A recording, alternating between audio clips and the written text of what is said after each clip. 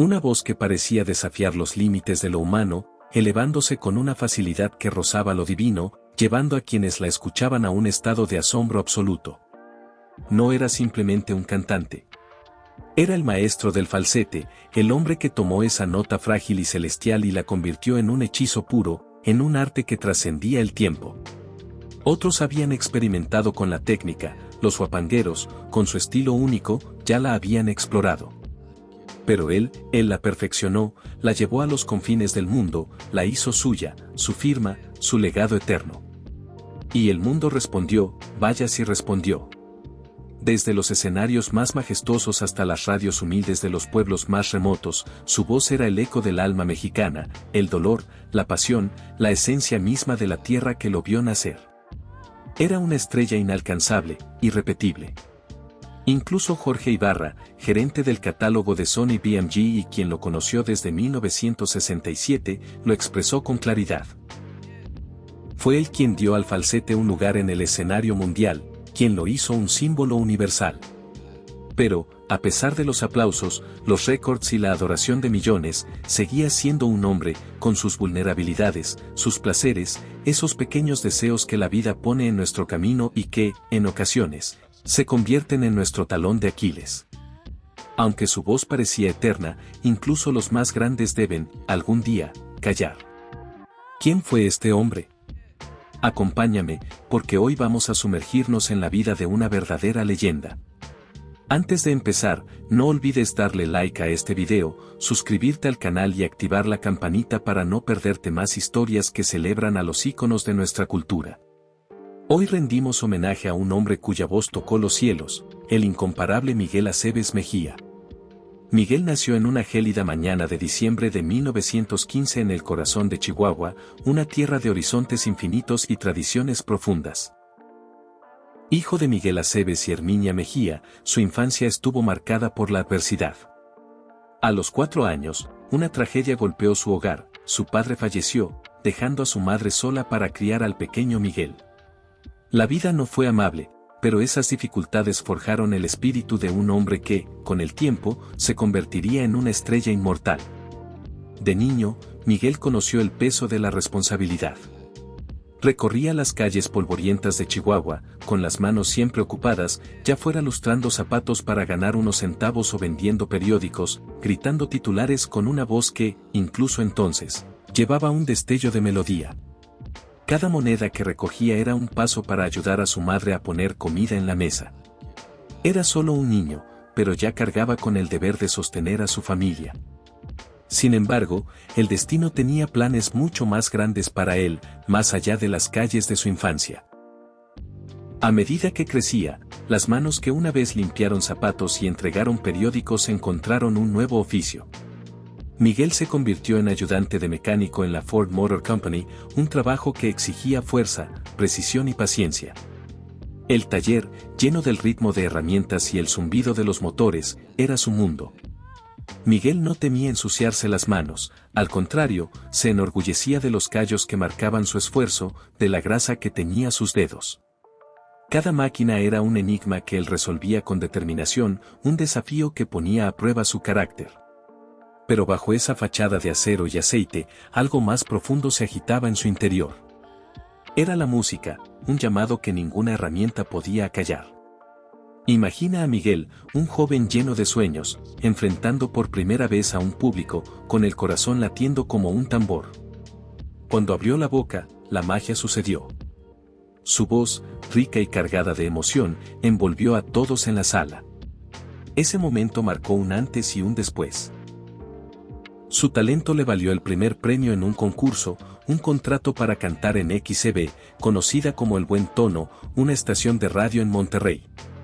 Fue allí donde encontró su primera familia musical, uniéndose a un grupo de talentosos artistas para formar el trío Los Porteños. Esos años fueron de aprendizaje, de ensayos hasta la madrugada, de sueños compartidos bajo el cielo estrellado de México. Miguel ya no era solo un joven luchando por sobrevivir, estaba transformándose en un artista, en una voz que pronto resonaría en todo el país y más allá. Tras descubrir su don en Chihuahua, Miguel comenzó a cantar donde podía, en reuniones locales, pequeños teatros y, finalmente, en Monterrey. pero fue en Los Ángeles, la ciudad de los sueños, donde su talento encontró un escenario más grande. Allí grabó su primer álbum con el trío Los Porteños, un grupo de músicos que compartían su amor por la música. Las grabaciones fueron un éxito instantáneo, ganándole reconocimiento y abriendo puertas en Estados Unidos. Sin embargo, a pesar de los aplausos y las oportunidades, el corazón de Miguel estaba en México.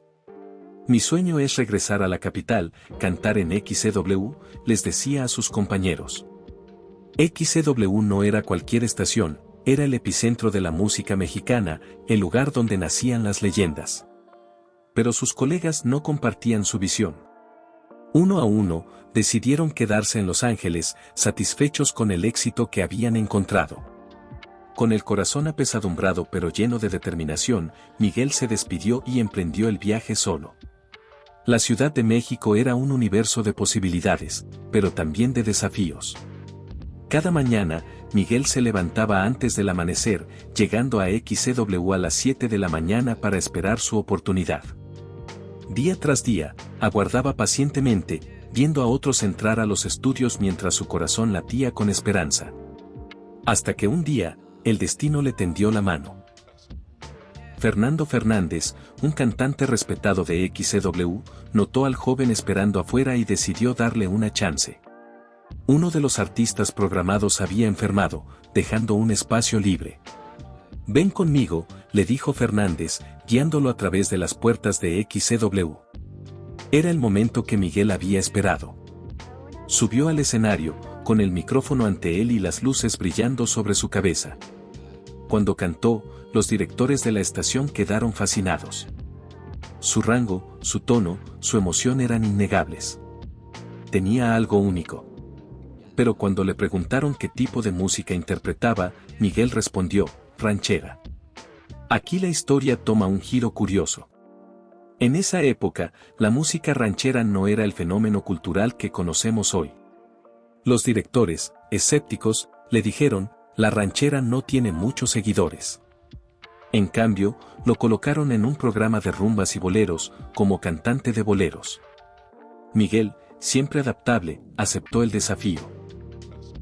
Su voz, suave y cargada de sentimiento, era perfecta para los boleros, y en poco tiempo se convirtió en una sensación. El éxito llegó rápidamente. Miguel tuvo su propio programa en XCW, y su nombre comenzó a resonar en todo México. Entonces apareció Mariano Rivera Conde, un visionario de la industria musical, quien lo animó a grabar discos con rumbas y guarachas. Miguel, siempre abierto a nuevos sonidos, entregó éxito tras éxito. Pero el destino tenía preparado un cambio aún mayor, uno que definiría su legado para siempre. Una huelga de músicos paralizó la industria en México, deteniendo la mayoría de las grabaciones. Fue entonces cuando Mariano Rivera Conde tuvo una idea revolucionaria. Miguel, ¿por qué no grabamos con mariachi? El sindicato no los considera músicos, así que están disponibles, le propuso. Así, las puertas del género ranchero se abrieron de par en par. Miguel entró al estudio, rodeado por el sonido vibrante de trompetas, violines y guitarrón. Su primer disco ranchero fue un triunfo absoluto, con clásicos como Oh Gran Dios, Carabinas 30 a 30, La Embarcación y Hay unos ojos. El público lo abrazó con fervor. Su voz, con su falsete inconfundible, se convirtió en el alma de México, resonando en radios y hogares.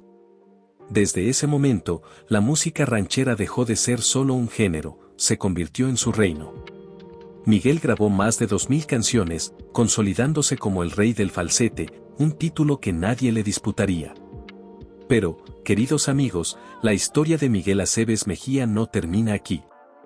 Su voz ya había conquistado los corazones de millones, pero el destino tenía planes aún más grandes. La pantalla grande lo llamó, y un hombre como Miguel no podía resistirse a ese llamado.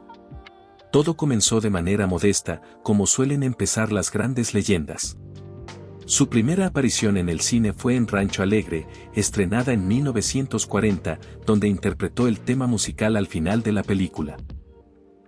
Un papel pequeño, sí, pero su presencia ya dejaba entrever la chispa de una estrella. En esos primeros años, el rol de Miguel en el cine se centraba en lo que mejor sabía hacer, cantar. En De pecado en pecado, estrenada en 1948, fue contratado únicamente para doblar la voz de José Pulido. Pero quienes trabajaban detrás de escena sabían que Miguel era mucho más que una voz secundaria. Tenía un carisma, una presencia que no podía quedarse en las sombras. Durante años, construyó su lugar en la industria cinematográfica, paso a paso. El gran salto llegó en 1954, cuando fue elegido como protagonista en A los Cuatro Vientos, estrenada ese año, junto a la carismática Rosita Quintana. Cuando Miguel y Rosita compartían pantalla, el resultado era pura magia. El público los adoraba, su química era natural, sus interpretaciones estaban cargadas de emoción. Eran la pareja perfecta, el sueño de cualquier productor. No pasó mucho tiempo antes de que volvieran a unirlos.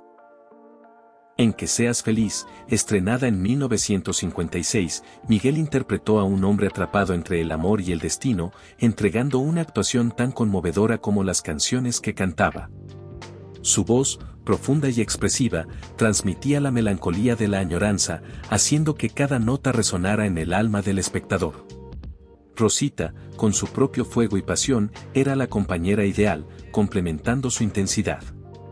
Juntos, creaban historias que el público sentía como propias. Pero el talento de Miguel no podía limitarse a México. Su voz y su carisma estaban destinados a cruzar fronteras.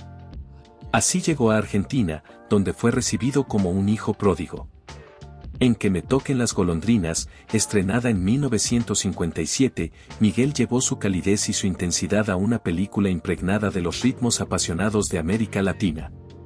No era solo un invitado, era una revelación, un artista que conectaba con el público a un nivel profundo, haciéndole sentir cada palabra que cantaba. Aún así, Miguel Aceves Mejía nunca fue hombre de conformarse con un solo estilo. Aunque la ranchera era su esencia, su curiosidad artística lo llevaba a explorar nuevos horizontes. En 1968, se aventuró en un terreno desconocido, grabando un álbum de tangos junto a Lucio Milena. Tangos en bolero a la manera de Miguel Aceves Mejía fue su homenaje a otro género, fusionando la melancolía del tango con su característico falsete. El resultado fue un testimonio de su versatilidad, de su deseo de crecer como artista. Una anécdota inolvidable, un momento grabado en la historia, involucra a dos gigantes del espectáculo, Miguel Aceves Mejía y María Félix. Miguel, el rey del falsete, era un hombre de talento inmenso, carisma arrollador y respeto inquebrantable.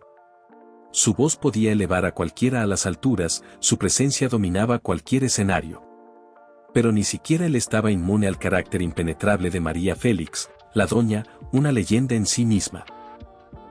El incidente ocurrió el 5 de diciembre de 1953, durante el funeral de Jorge Negrete, un ícono del cine y la música mexicana cuya muerte prematura dejó al país en luto. Era un día de emociones intensas, con las estrellas más grandes de la industria reunidas para despedir a un amigo y colega. Miguel, con la intención de ofrecer sus condolencias, se acercó a María Félix, viuda de Negrete, en un gesto de respeto y solidaridad. Pero antes de que pudiera decir una palabra, María levantó la mano con autoridad y pronunció un seco no. Sin explicaciones, sin más palabras, solo un rechazo frío y definitivo. Imagina el momento, Miguel, un hombre admirado por todos, quedó allí, en silencio, desconcertado por la reacción. Más tarde, en entrevistas, relató el episodio, confesando cómo María lo había rechazado sin miramientos, dejando claro que no deseaba interacción alguna. Un año después, el destino los reunió en el set de Camelia, estrenada en 1954. Pero María no había suavizado su postura. Desde el primer día de rodaje, mantuvo una distancia gélida, sin ofrecer explicaciones ni abrir la puerta a la reconciliación. Miguel, herido por la indiferencia, decidió responder con dignidad. Mantuvo su profesionalismo, pero una vez terminada la película, se alejó sin mirar atrás. La razón detrás de la frialdad de María quedó envuelta en misterio. María Félix era una mujer de carácter feroz, una fuerza indomable que no permitía acercamientos a menos que ella lo decidiera. Tal vez percibió en Miguel un gesto que cruzó una línea invisible, o quizá había algo más, un secreto guardado en las profundidades de sus historias personales. Años después, en 1962, volvieron a coincidir en Si yo fuera millonario, estrenada ese año. Pero la distancia entre ellos permaneció, su relación estrictamente profesional, sin calor ni cercanía. Esta tensión entre dos leyendas sigue siendo uno de los enigmas más fascinantes de la época de oro del cine mexicano. Ahora, permíteme llevarte a un momento de romance, a una época donde la música llenaba el aire y el amor florecía en los lugares más inesperados. En febrero de 1958, Miguel Aceves Mejía llegó a La Habana, Cuba, para cumplir un contrato con el circuito CMQ Radio y Televisión. Su voz, ya legendaria, resonaba en los escenarios del Casino de la Alegría, el programa de variedades más popular de la televisión cubana. En medio de las luces brillantes y los aplausos, alguien capturó su atención, Berta Goleas, una joven cubana de 19 años, radiante y llena de vida. Todo comenzó en una tarde aparentemente común. Berta, aburrida, tocaba distraídamente su guitarra mientras sus primos jugaban dominó. Cerca, su madre, una costurera habilidosa, terminaba un vestido para la actriz mexicana Rosita Quintana. Pronto, alguien pasaría a recogerlo. Un golpe en la puerta interrumpió la escena. La madre de Berta, pensando que era un mensajero, abrió y explicó que el vestido aún no estaba listo. Con la hospitalidad típica de Cuba, invitó al visitante a pasar y le ofreció una taza de café. Pero no era un mensajero cualquiera. Al cruzar el umbral, apareció Miguel Aceves Mejía, el rey del falsete, con su sonrisa característica. Imagina la sorpresa de Berta, en su modesta sala estaba sentado uno de los grandes de la música ranchera, charlando como si el destino hubiera orquestado el encuentro. El vestido, la excusa de su visita, quedó en segundo plano. La conversación fluyó, llena de risas, historias y miradas que decían más que las palabras. Cuando Miguel se despidió, prometió que no sería la última vez que se verían. Esa misma tarde, el teléfono sonó. Era Miguel, invitando a Berta a su presentación en el Cabaret Sierra, un club vibrante en el barrio de Lujano.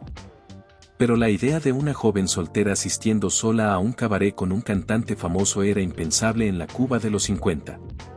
Las normas sociales eran estrictas y tal salida habría desatado rumores. Berta dudó, pero Miguel, siempre caballeroso, le ofreció una solución: podía llevar a su madre, a sus primos, a quien quisiera. Así, tras un torbellino de preparativos, Berta llegó al Cabaret Sierra. El lugar estaba lleno de energía, luces destellantes, vestidos elegantes y el tintineo de copas. Cuando Miguel subió al escenario, su voz envolvió a todos, haciendo que el mundo se desvaneciera. Una fotografía capturó ese instante: Miguel, impecable en traje y corbata, sosteniendo el brazo de Berta con firmeza, como si quisiera detener el tiempo. Ella, con ojos brillantes y una sonrisa tímida, miraba a la cámara, quizás consciente de que estaba viviendo algo extraordinario. Pero la vida, como siempre, tiene su propia manera de escribir los finales. Esa misma noche, La Habana fue sacudida por un evento inesperado: el secuestro del piloto argentino Juan Manuel Fangio por el movimiento 26 de julio. La tensión política se apoderó de la ciudad y el espectáculo del cabaret fue cancelado abruptamente. En los días siguientes, la comunicación entre Berta y Miguel se desvaneció. Años después, Berta reflexionó sobre ese final abrupto, sugiriendo que la agitación política había interrumpido su conexión. ¿Fue realmente esa la razón? Tal vez hubo algo más. La diferencia de edad entre ellos era notable, y ese mismo año, 1958, Miguel reavivó su relación con la actriz argentina Rita Martínez, con quien se casaría y compartiría el resto de su vida. Así, el romance con Berta quedó como un capítulo fugaz, un amor que no tuvo tiempo de florecer. Hoy, en La Habana, una placa en el Hotel Lincoln conmemora el secuestro de Fangio. Pero a pocas calles, en una casa modesta, una caja de cartón guarda una fotografía con una dedicatoria escrita a mano: Bertita, recuerda cuando veas esta foto la noche que pasamos juntos en el Sierra. Miguel. Y así, llegamos al inevitable paso del tiempo, al cierre de un capítulo en la vida de un artista inmortal. A principios de 2006, la salud de Miguel Aceves Mejía comenzó a declinar. Había estado internado en un hospital de la Ciudad de México durante una semana, luchando contra problemas respiratorios y desnutrición. La neumonía, agravada por años de tabaquismo excesivo, se convirtió en su enemigo final. Él, que una vez llenó teatros con su voz, ahora peleaba por cada aliento en una habitación de hospital. Su familia lo acompañaba, consciente de que su cumpleaños número 91 estaba cerca. Pero el destino decidió otro camino. El 6 de noviembre de 2006, a la 1 de la tarde, en los silenciosos pasillos del Hospital Santa Elena en la Ciudad de México, Miguel Aceves Mejía dio su última reverencia. El mundo perdió a una leyenda, pero su música permanece eterna. Cada vez que escuches La Malagueña, El Jinete o sonaron 4 balazos, recuerda al hombre detrás de esa voz. Un hombre que vivió por su arte, que amó con intensidad y que dejó un legado que el tiempo no puede borrar. Si este viaje por la memoria te ha conmovido, no olvides darle like a este video, suscribirte al canal y activar la campanita para más historias que honran a nuestras leyendas. Hasta la próxima, queridos amigos, mantengamos viva la música de México.